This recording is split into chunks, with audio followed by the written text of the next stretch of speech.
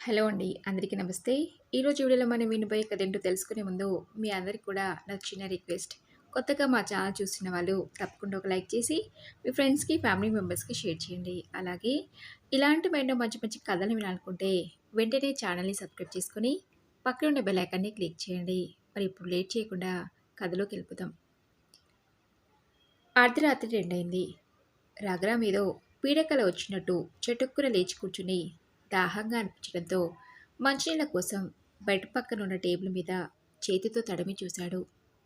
నీళ్ళ బాటిల్ చేతికి తగలకపోవడంతో రాత్రి మంచినీళ్ళు పెట్టడం జానకి మర్చిపోయిందా అని తనలో తానే మెల్లగా అనుకుంటుంటే జానకి పక్క నుండి లేచి లైట్ వేసి ఏమైందండి, ఉన్నట్టుండి అలా ఉలిక్కిపడి లేచారు, ఏదైనా కలొచ్చిందా అడిగింది. రఘురాం సమాధానం చెప్పకుండా కాసిని మంచినీళ్ళు జానకి, గొంతు ఎండిపోతుంది అడిగాడు రఘురాం. ఉండండి, ఇప్పుడు తీసుకొస్తానంటూ జానకి వంటగదిలోకి వెళ్ళి చెంబు నిండా నీళ్లు తీసుకొచ్చి ఇచ్చింది. రఘురాం నీళ్లు తాగి చెంబుని బెడ్ పక్కన ఉన్న టేబుల్ మీద పెట్టి ఎదురుగా ఉన్న గడియారం వంక చూశాడు. సమయం 2 దాటడం చూసి జానకి, అర్ధరాత్రి దాటింది, నువ్వింకా నిద్రపోలేదా అడిగాడు. నిద్ర రావటం లేదండి అంది జానకి. జానకి ఇంకా నిద్రపోకుండా ఉండటానికి గల కారణం ఏంటో రఘురామ్కి తెలియంది కాదు. ఇంకే అదే ఆలోచిస్తూ కూర్చుంటే ఎలా జానకి? రెక్కలొచ్చిన పక్షి గూటిని వదిలి వెళ్ళొద్దు అంటే వింటుందా? ఇది అంతే. వాడికి పెళ్ళయి భార్య వచ్చింది. రేపో మాపో పిల్లలు పుట్టి వాడికంటూ ఓ కుటుంబం ఏర్పడబోతుంది. మన కోసం ఇంకా ఇక్కడే ఉండమంటే బాగుంటుందా? పరిస్థితులను బట్టి అందుకు మనల్ని మనం సంసిద్ధం చేసుకోక తప్పదు. ఏం చేస్తాం, మనకంతే రాసిపెట్టి ఉందనుకోవాలి. కానీ ఇంకా ఇలా బాధపడుతూ కూర్చుంటే ఎలా? పడుకో జానకి, ఇప్పటికే చాలా ఆలస్యమైంది అంటూ తిరిగి మంచం మీద వాలిపోయి దుప్పటి కప్పుకోబోతున్న భర్తను అడిగింది జానకి. ఇంతకు ఉన్నట్టుండి ఏదో పీడకల వచ్చిన వల్ల ఉలిక్కిపడి లేచారు, ఏమైందండి, ఏదైనా కలొచ్చిందా అడిగింది జానకి. అలాంటిదేం లేదు జానకి, పడుకో అని రఘురామ్ అంటే, ఎందుకండి, మన ఆదిత్య వెళ్ళిపోతున్నాడంటే నాకు తప్ప మీకు ఏ బాధ లేనట్టు మాట్లాడుతున్నారు? నాకు తెలుసండి, వాడు మనకు దూరంగా వెళ్ళిపోతున్న విషయం తెలిసి నాకన్నా మీరే ఎక్కువ బాధపడుతున్నారని. కానీ నా ముందు బయటపడకూడదని అలా అంటున్నారు కదా అంది జానకి. అలాంటిది ఏం లేదు జానకి, నేను ఇలా బాధపడేవాడిని అయితే మన అజయ్, విజయ్లు మన నుండి దూరంగా వెళ్ళినప్పుడే బాధపడి ఉండేవాడిని కదా. అనవసరంగా ఏదేదో ఊహించుకుని నీ మనసు పాడు చేసుకోకుండా నిద్రపో. తెల్లారితే కొడుకు కోడలు ప్రయాణం, వాళ్ళ ప్రయాణానికి అంతా సిద్ధం చేయాలి కదా అని రఘురాం నిద్రలోకి జారుకున్నాడు. ఆ మరుసటి రోజు ఉదయం జానకి 5 గంటలకి నిద్రలేచి పని మనిషి సుబ్బులు సహాయంతో కొడుకు కోడలు ప్రయాణానికి కావలసిన ఏర్పాట్లను చూడసాగింది. ముందు రోజు ప్యాక్ చేసి పెట్టిన ఊరగాయలు, పిండి వంటలు బ్యాగుల్లో సర్దిచ్చింది. అప్పటికే ఆదిత్య, అతని భార్య వల్లి నిద్రలేచి ప్రయాణానికి సిద్ధమవుతున్నారు. కొడుకు కోడలు బయలుదేరడానికి మరో గంట సమయం మాత్రమే ఉందని తెలిసి జానకి దుఃఖం తన్నుకొస్తుంది. ఇప్పుడు వెళ్ళిపోతే మళ్ళీ ఎప్పటికి వస్తారు? రేపటి నుంచి వాళ్ళ ఇల్లు సంసారంలో పడి ఈ తల్లిదండ్రులు చూడటానికి వస్తారో లేదో, కనీసం అమ్మా నాన్నలు ఎలా ఉన్నారో ఏంటోనని గుర్తు చేసుకుంటారా అనుకుంది జానకి. కాసేపటికి కొడుకు కోడలు తమ బ్యాగులతో బయలుదేరడానికి సిద్ధమయ్యి హాల్లోకి వచ్చి, అమ్మా నాన్న, ఇక మేము వెళ్ళొస్తాం, మీ ఆరోగ్యం జాగ్రత్త అని చెప్పి వెళ్ళిపోతున్న వాళ్ళకి అసలే కొత్త ప్రదేశం, అలవాటు అయ్యేదాకా కాస్త జాగ్రత్తగా ఉండండి అని చెబుతూ కంటతడి పెట్టుకుంది జానకి. ఏడవటం ఎందుకమ్మా, అప్పుడప్పుడు వచ్చి వెళ్తాం కదా అని ఆదిత్య అంటే, మధ్య మధ్యలో వచ్చి మా దగ్గర ఓ 4 రోజులు ఉండి వెళ్దురులేండి అత్తయ్య అంది వల్లి. మరో 5 నిమిషాల్లో స్టేషన్కి వెళ్ళడానికి ముందు రోజే బుక్ చేసుకున్న టాక్సీ రావటంతో ఆదిత్య లగేజ్ అంతా కాల్లో సర్దేశాడు. ఆదిత్య తిరిగి తనలకేసి ఓసారి చూసి ఇక వెళ్ళొస్తామన్నట్లు కారు ఎక్కాడు. ఆదిత్య వాళ్ళు బయలుదేరుతున్న కారు వీధి చివరన మలుపు తిరిగే వరకు కూడా జానకి అలాగే చూస్తూ కంటతడి పెట్టుకుంటూ ఇంట్లోకి వెళ్ళింది. భార్య బాధపడటం చూసి తన వెనకాల వెళ్ళి భుజం మీద చేయి వేసి, ఊరుకో జానకి, పిల్లలు దూరంగా ఉంటున్న తల్లిదండ్రులు ఎంతమంది? ఒంటరిగా ఉండట్లేదు. తల్లిదండ్రులుగా పిల్లల భవిష్యత్తు బాగుండాలని కోరుకోవాలి కానీ వాళ్ళు మనకి దూరం అయ్యారని బాధపడుతూ అన్నాడు రఘురాం. ముగ్గురు పిల్లల్ని కలలో పెట్టుకుని పెంచాం. మనలా వాళ్ళు కష్టపడొద్దని అడిగిందల్లా ఇచ్చాం. ఉన్నంతగా స్థిరపడాలని వాళ్ళని గొప్ప చదువులు చదివించాం. అనుక్షణం వాళ్ళ ఆలోచనలతోనే బతికిన మనల్ని ఈ వయసులో ఇలా ఒంటరిగా వదిలి వెళ్ళటానికి వాళ్ళకి అసలు మనసులా వచ్చిందండి అంటూ జానకి బోర్న ఏడ్చింది. రఘురాంకి అర్థమైంది జానకిని ఓదార్చడం తన వల్ల కాదని. తన గుండె భారమంతా దిగిపోయే వరకు ఏడవనివ్వు అనుకుని రఘురాం ఇంటి బయటకు నడిచాడు. కాస్త దూరం నుండి తన స్నేహితుడు విశ్వనాథం వస్తుండడం గమనించి రఘురాం ఎదురెళ్ళాడు. ఏరా, ఈరోజు మధ్యాహ్నమే వచ్చేశావు, ఏదైనా పని మీద బయటకు వచ్చావా అడిగాడు రఘురాం. లేదురా, నీ దగ్గరికే వస్తున్నా. ఆదిత్య వాళ్ళు ఈరోజు వెళ్ళిపోతున్నారని చెప్పావు కదా, ఓసారి పలకరించి వెళ్దామని వచ్చానన్నాడు విశ్వనాథం. ఉదయాన్నే వెళ్ళిపోయారంటూ బాధగా చెప్పాడు రఘురాం. రఘురాం బాధపడుతున్నట్లు గమనించిన విశ్వనాథం, ఏంట్రా, ఆడపిల్లకి పెళ్లి చేసి అత్తారింటికి పంపించినట్టు మొహం అలా పెట్టావు?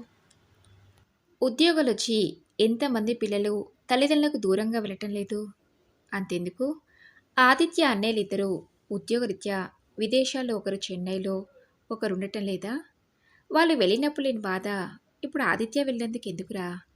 అయినా వాళ్ళేమైనా మీకు కనిపించినంత దూరంగా వెళ్ళారా? హైదరాబాద్కే కదా. మీకు వాళ్ళని ఎప్పుడు చూడాలనిపించినా వెళ్ళి చూసి రావచ్చు. వాడికి మాత్రం అమ్మా నాన్నని చూడాలని ఉండదా అన్నాడు విశ్వనాథం. ఇంతకాలంగా మీతో కలిసి ఉండి వెళ్ళిపోవడంతో బాధగానే ఉంటుంది కానీ ఏం చేస్తాం అని స్నేహితుడి భుజం మీద చేయి వేసి, పోను పోను అదే అలవాటవుతుంది లేరా అన్నాడు విశ్వనాథం. అలాగే అన్నట్లు తలాడించాడు రఘురాం. ఇంతకీ జానకి ఎలా ఉంది? తనది నీలాంటి పరిస్థితేనా అడిగాడు విశ్వనాథం.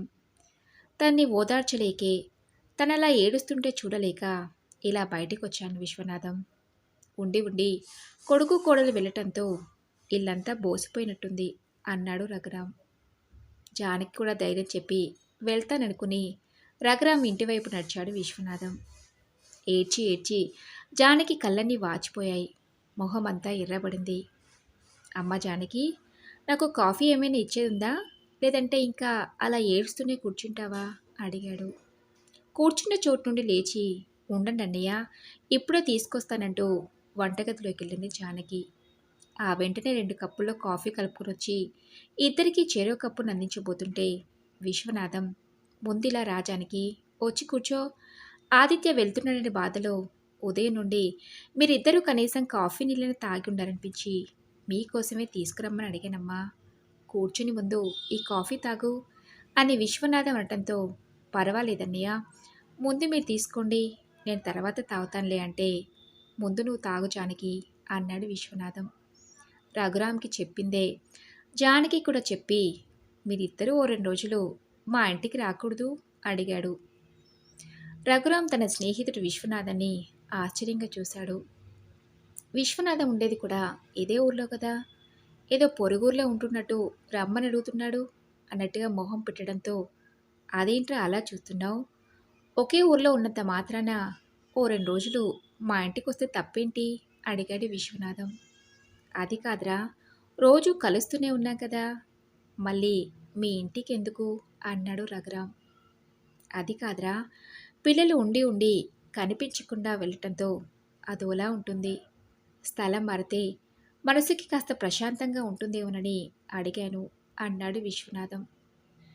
ఇక మేమిద్దరమే ఉండక తప్పదు, ఎప్పటికైనా అలవాటు చేసుకోవాల్సిందే కదా, పర్వాలేదు, ఇక్కడే ఉంటాం, అనవసరంగా నువ్వు మా గురించి కంగారు పడకు అన్నాడు రఘురాం. సరే నీ ఇష్టం అని కాసేపు ఆ మాట ఈ మాట మాట్లాడుకుని విశ్వనాథం వెళ్ళిపోయాడు. విశ్వనాథం ఉన్నంతసేపు జానకి బాగానే ఉన్నా, విశ్వనాథం వెళ్ళాక జానకి పరిస్థితి మళ్ళీ మొదటికొచ్చింది. అలా 2 రోజులు గడిచాయి. జానకి ఇంకా అలాగే ముభావంగా ఉండడం చూసి, ఏంటి జానకిది, 2 రోజులుగా సరిగ్గా భోజనం చేయటం లేదు, నిద్రపోవటం లేదు. ఇలాగైతే నీ ఆరోగ్యం ఏం కావాలి? అడిగాడు రఘురాం. ఏమైతేనేంటి? ఒక్కొక్కరు మాకు సంబంధం లేదు అన్నట్లుగా మనల్ని వదిలేసి వెళ్ళిపోయారు. ఇంకా ఎవరి కోసం బ్రతకాలండి? అంది జానకి. అదేంటి జానకి? వాళ్ళు తప్ప మనకు వేరే ప్రపంచం లేదు అన్నట్లుగా మాట్లాడుతున్నావు. వాళ్ళకంటూ ఇష్టాలుంటాయి. వాళ్ళ జీవితాలు వాళ్ళవి. మన కోసం వాటిని దూరం చేసుకోమనటం న్యాయం కాదు కదా జానకి, అన్నాడు రఘురాం. తల్లిదండ్రులుగా పిల్లలు మన కళ్ళ ముందు ఉండాలని కోరుకోవటం తప్పెలా తప్పెలా అవుతుంది? ముగ్గురు మగపిల్లలు పుట్టారు. మనకేం తక్కువ అని మురిసిపోయాం. వాళ్ళు పుట్టిన దగ్గర నుండి ప్రతి నిమిషం వాళ్ళ గురించి ఆలోచించాం. కష్టం అంటే ఏంటో తెలియకుండా పెంచి పెద్ద చేశాం. వాళ్ళు నవ్వితే సంతోషించాం, ఏడిస్తే బాధపడ్డాం. వాళ్ళు ఏదైనా సాధిస్తే మనమే ఈ ప్రపంచాన్ని జయించినంతగా సంబరపడిపోయాం. మన పిల్లలందరికీ మంచి భవిష్యత్తునివ్వాలని రాత్రింబవళ్ళు కష్టపడ్డాం. మనం సంపాదించిన ప్రతి రూపాయి వాళ్ళ కోసమే అన్నట్టుగా ఖర్చు చేశాం. వాళ్ళ కోసమే బ్రతికిన మనల్ని ఈ వయసులో ఇలా ఒంటరిగా వదిలి వెళ్ళటానికి వాళ్ళకి అసలు మనసులా వచ్చిందండి అంటూ బోర్న ఏడ్చింది జానకి. చెప్పాను కదా జానకి, అడ్డాల నాడు బిడ్డలు కానీ గడ్డాల నాడు కాదని. నాకు నువ్వు, నీకు నేను అన్నట్టుగా బ్రతకడం తప్పితే ఇలా బాధపడి ప్రయోజనం లేదు. నా మాట విని విశ్వనాథన్ రమ్మన్నాడు కదా, మనసు కాస్త తేలిక పడేదాకా ఉండి తిరిగొచ్చేద్దాం. వెళ్దాం జానకి, అన్నాడు రఘురాం. వద్దండి, విశ్వనాథం అన్నయ్య వాళ్ళ పిల్లలతో కలిసి ఉంటున్నారు. వాళ్ళని అలా చూస్తే మళ్ళీ నాకు మన ఆదిత్య గుర్తుకొస్తాడు. నేను ఎక్కడికి రాను, అంది జానకి. సరే నీ ఇష్టం. 2 రోజులుగా సరిగ్గా భోజనం చేయటం లేదు. ఉండు, ఈరోజు నా చేత్తో నేనే వంట చేసి నీకు తినిపిస్తానని రఘురాం లేచి వంటగదిలోకి వెళ్ళబోతుంటే జానకి చీర కొంగుతో కళ్ళు తుడుచుకుని, మీరుండండి నేనే చేస్తానంటూ లేచి జానకి వంటగదిలోకి వెళ్ళింది. రఘురాం జానకి దంపతులకి 3 సంతానం. అందరూ మగపిల్లలే కావటంతో ఆడపిల్లలు పుడితే ఎప్పటికైనా వాళ్ళకి పెళ్లి చేసి ఓ ఇంటికి పంపించాలి. అదే మగపిల్లలైతే పెళ్లి చేసుకుని భార్య పిల్లలతో మన కళ్ళ ముందే ఉంటారని సంతోషించారు. రఘురాం వ్యవసాయంతో పాటు రైసు మిల్లు, పత్తి వ్యాపారం చేస్తుండేవాడు. తన 3 కొడుకులను డిగ్రీ వరకు చదివించి తర్వాత తన వ్యాపారాన్ని చూసుకోమని తన కళ్ళ ముందే ఉంటే చూడాలనుకున్నాడు. కానీ రఘురాం పెద్ద కొడుకు అజయ్ మెడిసిన్ చదువుతా అని పట్టుబట్టాడు. వాడిష్టాన్ని ఎందుకు కాదంటాం? డాక్టర్ అయ్యి ఊళ్ళో ఏదైనా క్లినిక్ పెట్టుకుని నా కళ్ళ ముందే ఉంటాడనుకున్నాడు. కానీ అజయ్ మెడిసిన్ పూర్తి చేసి విదేశాలకెళ్ళి అక్కడే పెళ్లి చేసుకుని స్థిరపడిపోయాడు. ఆ తర్వాత వాళ్ళైనా తన వ్యాపారం చూసుకుంటూ తన కళ్ళ ముందే ఉంటారనుకుంటే విజయ్ ఇంజనీరింగ్ పూర్తి చేసి ఉద్యోగరీత్యా చెన్నైలో స్థిరపడ్డాడు. మూడోవాడు ఆదిత్య డిగ్రీ పూర్తి చేసి తండ్రి కోరిక మేరకు వ్యాపారంలో సహాయంగా ఉంటూ కొంతకాలం బాగానే గడిచింది. 2 ఏళ్ల క్రితం ఆదిత్యకి తమ బంధువుల అమ్మాయితో పెళ్లి జరిగింది. పేరు వల్లి. వల్లి పట్నంలో పుట్టిపెట్టిన అమ్మాయి. పైగా ఇంజనీరింగ్ చదివింది. ఆదిత్య మంచితనం, పైగా ఇరు కుటుంబాల మధ్య బంధుత్వం కూడా ఉండటంతో ఆదిత్యకి వల్లినిచ్చి పెళ్లి జరిపించారు. చిన్నప్పటి నుంచి పట్నం వాతావరణంలో పెరిగిన వల్లి పల్లెటూళ్ళలో ఇమడలేకపోయింది. ఇంజనీరింగ్ చదువుకుని అత్తామామలకి సేవ చేసుకుంటూ ఇలా పల్లెటూరులో ఉండాల్సిన కర్మ నాకేంటి అని ఆదిత్యతో వేరు కాపురం పెడదామని పోరు పెట్టింది. తల్లిదండ్రులను వదిలి వెళ్ళటం ఇష్టం లేని ఆదిత్య 2 సంవత్సరాలుగా వల్లికి ఏదో ఒకటి నచ్చచెప్తూ వచ్చాడు. ఇక అంతకంటే భరించలేను అనుకుందో ఏమో వల్లి. నాతో హైదరాబాద్ రావడానికి ఒప్పుకుంటారా, లేదంటే నన్ను మా పుట్టింటికి వెళ్ళమంటారా అని ఒత్తిడి చేయటంతో వల్లి గురించి తెలిసి ఎక్కడ తన తల్లిదండ్రుల మనసు నొచ్చుకుంటుందో అనుకున్న ఆదిత్య ఓ రోజు రఘురాంతో, నాన్న, వల్లికి ఇంజనీరింగ్ పూర్తి చేసి ఇలా ఖాళీగా ఇంట్లో కూర్చోవడం ఇష్టం లేదట. ఏదైనా ఉద్యోగం చేయాలనుకుంటుంది. నాది కూడా ఈ మధ్య డిస్టెన్స్లో పీజీ పూర్తయింది కదా, అందుకని హైదరాబాద్కి వెళ్ళి ఇద్దరం ఏవైనా ఉద్యోగాలు చేసుకోవాలనుకుంటున్నాం అన్నాడు. ఆదిత్య చెప్పింది విని రఘురాం నోట మాట రాలేదు. మరికొన్ని రోజుల్లో మనవన్నో మనవరాలనో తమ చేతుల్లో పెడితే వాళ్ళ ఆలనా పాలనా చూసుకుంటూ హాయిగా కాలం గడుపుదాం అనుకుంటున్న ఆ దంపతులకు కొడుకు కోడల్ని వెళ్ళొద్దని ఎలా చెప్పాలో అర్థం కాలేదు. ఆదిత్య తల్లిదండ్రుల విషయం చెప్పిన 10 రోజుల్లోనే భార్యను తీసుకొని హైదరాబాద్కి వెళ్ళిపోయాడు. కొడుకు కోడలు తమ ఇంటి నుంచి వెళ్ళిపోయి వారం రోజులైంది. ముగ్గురు కొడుకులుండి కూడా మేము ఈ వయసులో ఇలా ఒంటరిగా ఉండాల్సిందేనన్న విషయం అప్పుడప్పుడే జీర్ణించుకుంటుంది జానకి. ఉన్నట్టుండి విశ్వనాథం రోజులాగే ఆ సాయంత్రం వాకింగ్కని వెళ్ళిన రఘురాం వేగంగా నడుచుకుంటూ వచ్చి జానకి జానకి అని గట్టిగా పిలిచాడు. వంటింట్లో ఏదో పనిలో ఉన్న జానకి భర్త పిలుపు విని, ఏంటండి, ఏమైంది, అంతలా ఆయాసపడిపోతున్నారు అడిగింది. సుబ్బులు మన ఇంట్లో పని పూర్తి చేసుకుని ఎప్పుడు వెళ్ళిన జానకి అడిగాడు రఘురాం. రోజులాగే మధ్యాహ్నం నాకు వంట పనిలో సహాయం చేసి కొన్ని అంట్లు ఉంటే కడిగేసి వెళ్ళిందండి. ఎందుకు ఇప్పుడు సుబ్బుల గురించి అడుగుతున్నారు, ఏమైంది అడిగింది జానకి. రఘురాంకి ఎలా చెప్పాలో తెలియక మౌనంగా ఉండిపోయాడు. మిమ్మల్నినండి, ఏమైందని అడిగితే ఏం మాట్లాడేంటి అడిగింది జానకి. మన సుబ్బులు వెంకన్న ఇద్దరూ ఏదో విషయంలో గొడవపడి ఆత్మహత్య చేసుకున్నారట. మధ్యాహ్నం సుబ్బులు పనిలోకి రావటం చూశాను. ఇంతలోనే ఇలాంటి వార్తని వినాల్సి వస్తుందనుకోలేదు జానకి. అయినా బలవంతంగా అలా ప్రాణాలు తీసుకోవాల్సినంత సమస్య ఏమై ఉంటుంది? అబ్బం శుభం తెలియని పసిపిల్ల. సుబ్బులు వెంకన్న కనీసం తమ కన్నబిడ్డ గురించైనా ఓసారి ఆలోచించాల్సిందుండే. ఇప్పుడు ఆ పాప పరిస్థితి ఏంటి అన్నాడు రఘురాం. విషయం విన్న జానకి నిర్ఘాంతపోయింది. ఏంటని మీరు చెప్తుంది? సుబ్బులు అలా చేయటం ఏంటి? మధ్యాహ్నమే కదండి నవ్వుతూ మన ఇంటి నుండి వెళ్ళిపోయింది అంది జానకి. నాకు కూడా నమ్మశక్యం కావటం లేదు జానకి, కానీ అదే నిజం అన్నాడు రఘురాం. ఇద్దరు కలిసి సుబ్బులు ఉంటున్న ఇంటికి వెళ్ళారు. ఇరుగు పొరుగు వాళ్ళు భార్యాభర్తల మధ్య మనస్పర్ధలు రావటం వల్లే ఆత్మహత్య చేసుకున్నారనే విషయం విని ఆ దంపతులిద్దరూ బాధపడ్డారు. గత 10 ఏళ్లుగా వెంకన్న చిన్న చిన్న పనులను చూసుకుంటూ రఘురాంకి వ్యాపారంలో సహాయంగా ఉంటున్నాడు. సుబ్బులు జానకికి ఇంటి పనిలో వంట పనిలో సహాయంగా ఉండేది. అమ్మానాన్నలను కోల్పోయి అనాథగా మారిన 6 ఏళ్ల సుబ్బులు కూతుర్ని చేరదీసే వాళ్ళు ఎవరూ లేకపోవడంతో జానకి రఘురాంలే ఆ అమ్మాయి బాధ్యత తీసుకున్నారు. అలా 2 సంవత్సరాలు గడిచాయి. అంజలి బాధ్యత తీసుకున్నప్పటి నుండి రఘురాం జానకి దంపతులు తమ పిల్లలు తమకు దూరంగా ఉంటున్నారనే విషయమే మర్చిపోయారు.